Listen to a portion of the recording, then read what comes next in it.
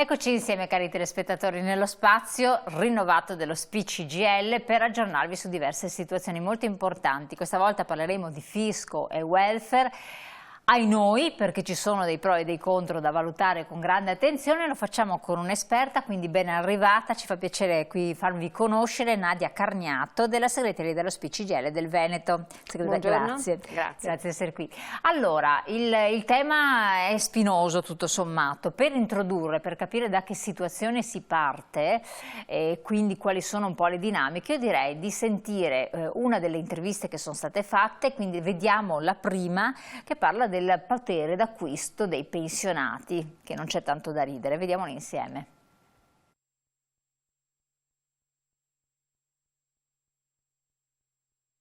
Allora, una delle richieste che i pensionati fanno alla politica è proprio per poter avere più potere d'acquisto, e in questo caso si parla solo di un aumento delle pensioni, perché purtroppo o il pensionato fa un acquisto e si fa di tutto, oppure pensa di curarsi.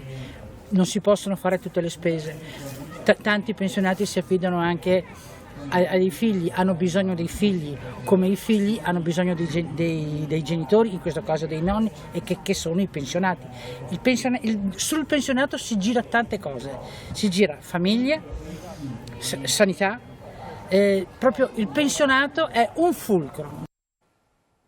Un fulcro, è vero, e tra l'altro se questo fulcro non funziona ma grava sui figli, sulla famiglia eccetera, perché non ha una pensione sufficiente, se poi diventa non autosufficiente diventa un vortice, una voragine, vero? Assolutamente sì. E allora? La nostra pensionata ha dimostrato quali sono le necessità appunto del momento storico, di questo momento, cioè il fatto di chiedere una rivalutazione, un maggiore potere d'acquisto per le nostre pensioni.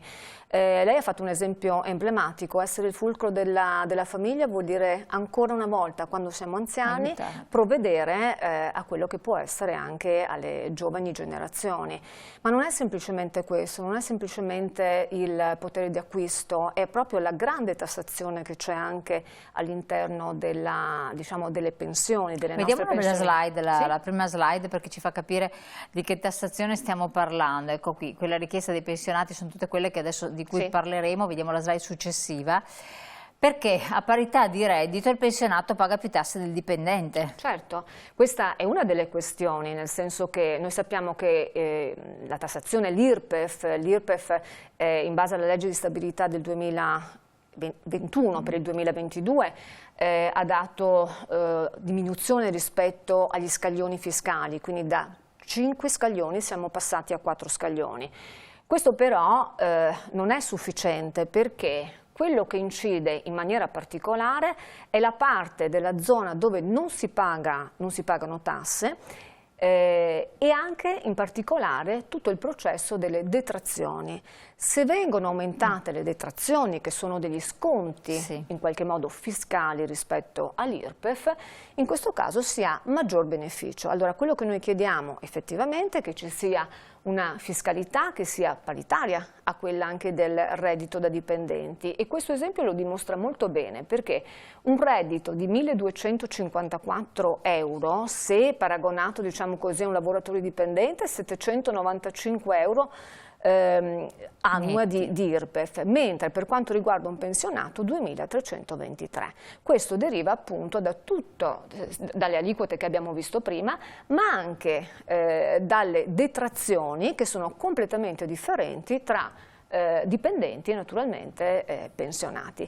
Allora, questa è una delle questioni che noi chiediamo che venga riformata, ma anche naturalmente allargare quello che può essere la 14ª, il fatto che la 14ª possa essere come dire, aumentata, ma anche allargata la soglia di persone, di pensionati che possono accedere a questa possibilità. E quindi, il fisco incasserebbe circa 11,9 miliardi di euro in meno. E certo, allora, e questa è l'obiezione che pone la politica, naturalmente. Ma lo pone la politica, ma in qualche modo è questo che noi chiediamo, una vera riforma fiscale che guardi a 360 gradi quello che può essere un welfare pubblico, e quindi delle risorse, dove trovare le risorse per il finanziamento del welfare pubblico, e dove naturalmente cercare di agevolare dipendenti e pensionati che dal pagamento delle tasse non scappano assolutamente. Questo è chiaro. Il problema invece dell'elusione fiscale, del nero in qualche modo, sono delle situazioni che ancora qui in Veneto ci sono, e conseguentemente sono delle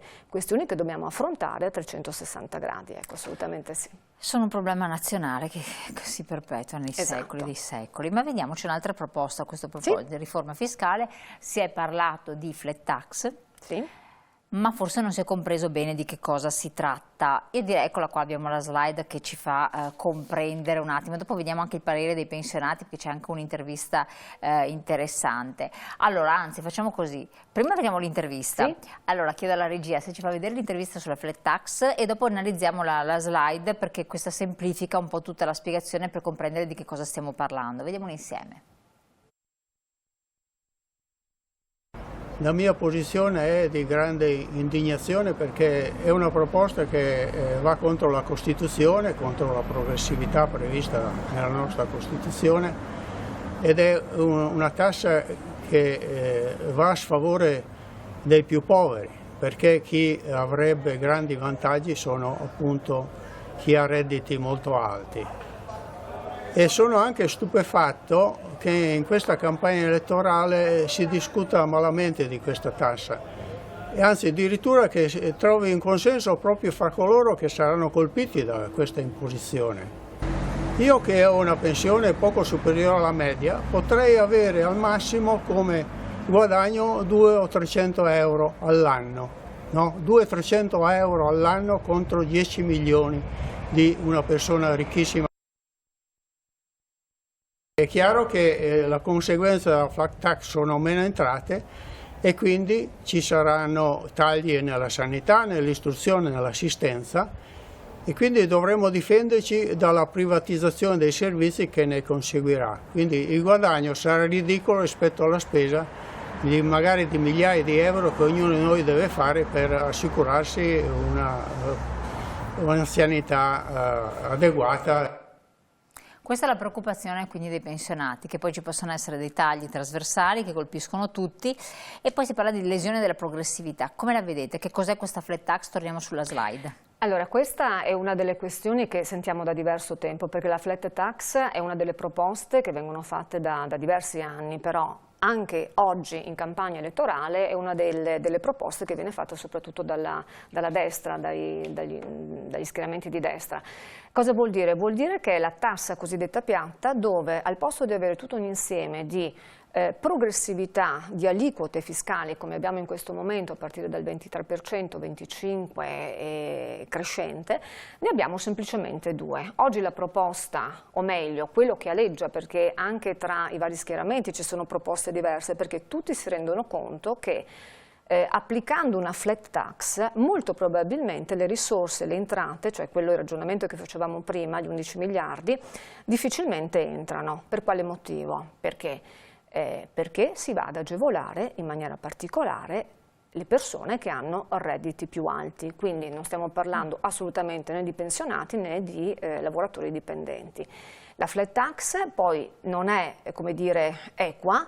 Perché? Perché non è che la progressività sia data semplicemente da due aliquote, ma dentro il sistema delle detrazioni e delle deduzioni la flat tax non li contiene. Conseguentemente questo è il sistema progressivo che è stato studiato nel tempo, perché quindi insomma le famose detrazioni di cui parlavamo prima sono non agevolazioni rispetto, diciamo, al carico dell'IRPEF. Nella flat tax non ci sono. Sarebbe interessante far vedere effettivamente o fare una sperimentazione su come, dire, su come incide, o meglio abbiamo anche la slide, esatto, vediamo gli effetti, la slide di come slide incide, successiva, eccola qua, gli effetti della flat tax al 23%. Al 23%, perché appunto appunto questa, diciamo, è la sperimentazione, cioè, è l'idea che c'è in questo momento, ma ripeto, gli schieramenti non sono molto chiari.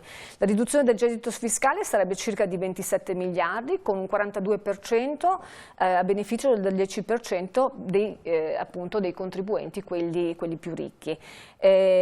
Questo però cosa comporta? Comporta che 7 miliardi ne avremo in meno per quanto riguarda grosso modo la previdenza e il welfare, che sono punti fondamentali, sono delle richieste principali per quanto riguarda appunto i nostri pensionati, le richieste che fanno la politica, ma anche avremo delle riduzioni rispetto alla sanità pubblica. Pensiamo semplicemente alla grande richiesta che noi come SPI e come pensionati facciamo, che è proprio quella una legge sulla non autosufficienza e naturalmente anche sull'istruzione, 2,7 miliardi in meno. Questa è una proiezione. Allora, semplicemente da queste tre da queste tre cifre che sono molto importanti, vediamo il futuro dell'Italia, vediamo il futuro del Paese. Per questo noi diciamo che una vera riforma fiscale c'è bisogno, non c'è bisogno di bonus, diciamo così, elargiti a pioggia, ma c'è bisogno di una riforma fiscale che vada effettivamente a valutare la progressività, cioè paga chi più ha in qualche modo,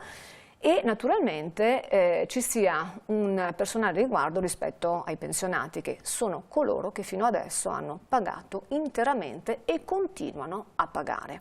Anzi, posso dire una cosa, rispetto a quello che sta succedendo in questo momento, in questo periodo, proprio l'enorme inflazione che abbiamo in atto, che sta erodendo il potere di acquisto dei pensionati e non solo naturalmente, è un esempio del grande lavoro che invece la politica deve fare per contrastare questa erosione. Ci sono veramente famiglie che si stanno impoverendo e naturalmente i pensionati. Diceva prima la lotta all'evasione fiscale, un altro aspetto su cui puntate, in cui si potrebbero recuperare si potrebbero, perché io dico sempre con grande teoria. Vediamo anche la slide successiva che fa un po' un quadro relativamente a questi aspetti, perché in Italia, qui vediamo prima, oltre 100 miliardi di evasione fiscale più o meno, con 50-60 miliardi dispersi in corruzione, e lì secondo me non ci si può fare niente. Fonte CGA invece in Veneto, aggiornata ad aprile 2022 più o meno, abbiamo 8,6 miliardi di redditi non dichiarati e non tassati.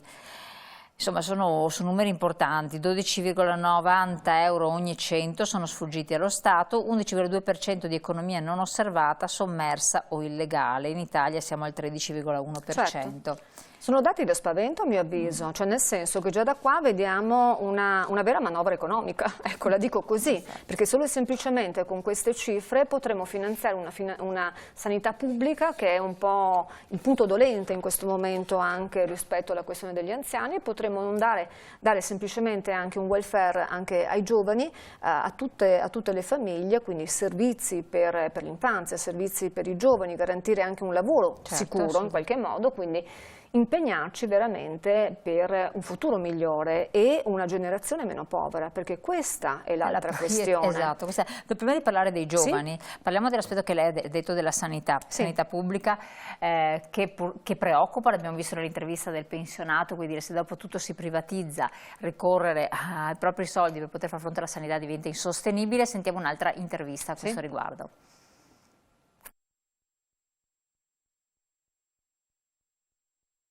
Allora, la richiesta secondo me rispetto alla sanità è quella di avere la possibilità di accedere a una sanità pubblica che tenga conto delle persone fragili, certamente, quindi con facilità di accesso e magari servizi gratuiti, e rispetto anche dei tempi, perché se io ho un problema adesso non me lo possono risolvere fra 8 mesi, come spesso accade quando si va a prenotare una visita. E rispetto alla non autosufficienza, un problema che io vedo è che è vero che le nostre famiglie sono in grado di supportare, sono in grado di sostenere veramente impegni molto gravosi, però non trovo corretto continuare a far di conto sulla famiglia, cioè bisognerebbe supportare la famiglia, magari che ne so, facendo più attenzione all'evasione fiscale e quindi cercare di recuperare risorse da quell'ambito e quindi supportare maggiormente le famiglie. Allora, maggiore supporto alle famiglie è un dato di fatto, non era dato per scontato, perché tutto, secondo me, cambia in proporzione al passare dei tempi. Se adesso abbiamo la vita che si allunga, l'aspettativa di vita, certo, che per fortuna incrociamo le dita che possa continuare così, se c'è la possibilità di farlo in condizioni decenti, anche economicamente e in salute, qualcuno si deve prendere anche la briga. Ma io facevo la battuta fuori onda, dicevo, se una persona va in pensione, ha 67 anni e si trova il genitore di 95 da accudire, mi sa che diventa una gogna. Cioè, con tutto il bene che puoi volere, però fisicamente uno dice vado in pensione, ho i figli che sono appena cresciuti, mi trovo a dover accudire per almeno 10 anni fino a 105 proiezioni di vita la persona anziana. È un po' pesantino. No, è un problema, ma questo è il problema sociale al quale dobbiamo veramente dare risposta, e do alcuni numeri perché innanzitutto, come diceva prima bene lei, la demografia sta cambiando, quindi si sta innalzando l'età, diciamo, di vecchiaia rispetto ai giovani. Dico semplicemente due dati, che se nel 1982 l'indice era 62,1%, siamo arrivati nel 2021 a 183,3%. Cosa vuol dire? Vuol dire che la proporzione tra persone giovani, 14 anni, rispetto agli anziani, naturalmente sta aumentando in maniera drastica. Conseguentemente queste sono le previsioni fino adesso, ma saranno maggiori, perché questa dell'invecchiamento è una delle questioni in atto proprio ora. L'altra questione è proprio quello che si dice la inabilità, cioè il fatto che abbiamo bisogno proprio di una legge che ci dia qualcosa per dei servizi, dei mezzi per la non autosufficienza, per garantire la dignità sia della persona che è malata, della persona che in qualche modo non ha più le forze, ma soprattutto anche la famiglia che invece deve assistere. Le do alcuni dati perché qui in Veneto, alcune fonti appunto che abbiamo una popolazione di 4.800.000, gli over 65 sono 1.154.000, insomma parliamo di numeri importanti. I non autosufficienti sono circa 180.000. Ora, di fronte a questi numeri non è che possiamo far finta di nulla, di fronte a questi numeri, soprattutto qua in Veneto, abbiamo la necessità di avere delle risposte. Per questo i pensionati, noi dello SPCGL chiediamo una legge sulla non autosufficienza che dia urgentemente, ma veramente molto urgente. È da un po' di tempo che la chiedete. E soprattutto perché l'altro problema molto grande è quello delle RSA, delle strutture in qualche modo che hanno difficoltà nel ricevere appunto gli anziani, e comunque di garantire un invecchiamento anche, come dire, attivo e dignitoso, perché se non è l'invecchiamento di 15 anni fa, di 10 anni fa, è l'invecchiamento fatto adesso e domani anche, perché la si guarda sempre il momento, no? No, dobbiamo guardare anche oltre, dobbiamo guardare anche oltre e garantire un invecchiamento attivo, e quindi creare servizi attraverso le risorse che possono venire sia alla lotta all'evasione fiscale, sia naturalmente anche a una modifica globale sul fisco, di leggi che possono essere a favore appunto di servizi per la società e per gli anziani. Un altro aspetto che a voi sta sempre a cuore, perché non c'è conflitto generazionale che tanti sostengono, è il lavoro per i giovani. Più giovani lavorano, più ci sono giovani, più c'è possibilità di pagare le pensioni. Vediamo l'intervista.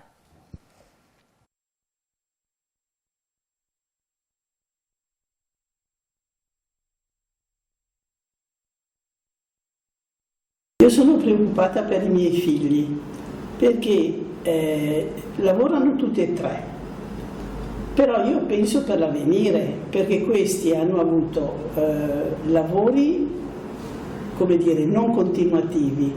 Che pensioni avranno questi giovani domani? Cioè sarà una società di poveri praticamente. Io, facendo una battuta con mio figlio, ho detto, beh, senti, ti prometto che vivrò fino a 100 anni, così ti do una mano. Ma non è solo un problema loro che è molto importante, è un problema anche nostro, perché se non ci sono i giovani che lavorano, Chi è che ci paga le pensioni? È secondo me un problema veramente serio che deve essere affrontato adesso, non puoi farlo oggi per domani, lo devi pensare adesso per il 2040, 2050, 2060. Bisogna farlo adesso per pensare al futuro. Vediamo la slide, lavoro stabile, equamente retribuito per i giovani, questo chiedono i pensionati alla politica, quindi passare da situazioni D a situazioni D. Allora, quello che sta accadendo in questo momento è proprio che i giovani hanno una possibilità, insomma, di entrare nel mondo del lavoro in tarda età, cioè dai 25 anni, quando hanno terminato, come dire, il loro percorso di studio, perché fortunatamente c'è un'istruzione più elevata. Però quello che si presenta davanti ai giovani non è un mondo del lavoro, come dire, stabile, anzi lavoro nero, precariato, la gig economy, dove abbiamo più che altro dei lavoratori che sono a chiamata, flessibili, che devono essere a disposizione delle aziende, ma anche contratti a termine che non danno quella stabilità, diciamo, economica, ma soprattutto di contribuzione. Qual è il problema? Il problema vero è garantire un sistema che alimenti i contributi all'interno del sistema INPS, affinché poi questa ricchezza possa trasformarsi in pensione negli anni futuri. Non è tanto il pagamento delle pensioni attuali, perché quelle future, assolutamente. Assolutamente le pensioni future. E quindi dal lavoro nero, precariato, contratti a termine, stage non retribuiti, stipendi bassi, passare alla situazione che si rischia di finire in mancata autonomia economica, in una crescita professionale discontinua, un dato di fatto, pensioni in età molto avanzata e soprattutto pensione bassa. Allora, e quindi avremo una società povera, e questa è la quello situazione. Che diceva appunto la pensionata. Queste sono le richieste, grazie mille, perché il tempo a disposizione è finito, però dovremo parlarne naturalmente ancora. Grazie a Nadia Carniato della segreteria regionale dello SPI-CGIL, la nostra ospite, grazie allo SPI-CGIL di averci dedicato questa importante parentesi comprensiva, affronta più questioni, tutte, ciascuna meritano degli approfondimenti che poi noi faremo nello spazio in diretta del venerdì. Io vi ringrazio ancora, lascio voi telespettatori alla pubblicità, dopo la pubblicità ritorniamo in studio con le nostre interviste naturalmente del martedì sera. Grazie.